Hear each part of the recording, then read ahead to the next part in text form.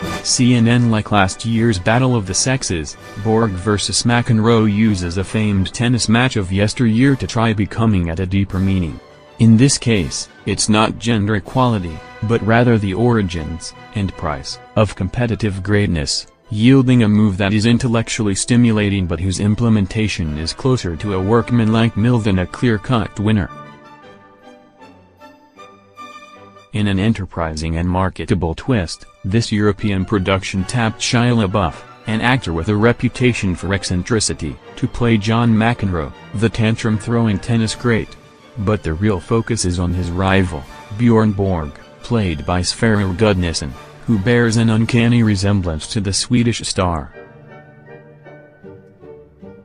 That point of entry could be intriguing, to the extent that Borg was portrayed in the media as a tennis-playing automaton, someone virtually devoid of emotion. The premise here is that Borg labored to bury those feelings. There are flashbacks to his past as an enfant terrible, with the help and tutelage of his coach, Lennart Bergelin, Stellan Skarsgård. While McEnroe, from a distance, appears to be his polar opposite, as one announcer puts it, Borg vs Superbrat, there's actually an underlying kinship between the two, as the movie builds toward this clash of titans. The setup has potential.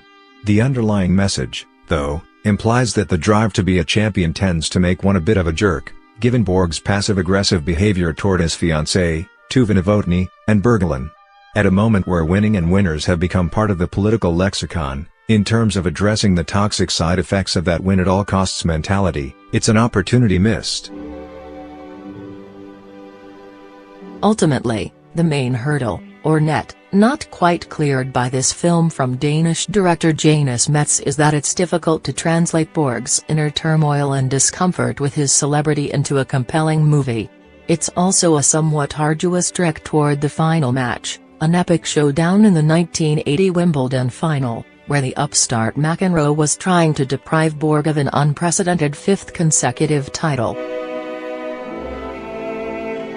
The match itself is well shot, capitalizing on tennis one-on-one framework in a manner reminiscent of boxing, a movie genre with much deeper roots, as the two heavyweights trade blows on center court.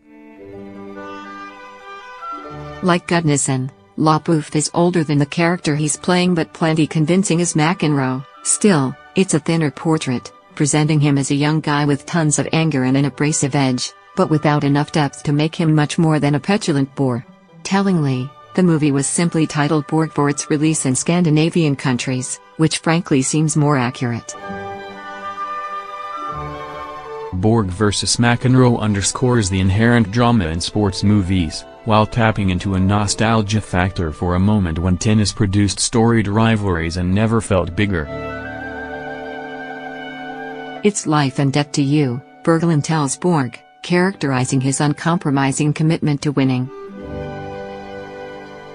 Fortunately for the filmmakers, the call on Borg vs McEnroe allows for a more nuanced verdict than simply in or out.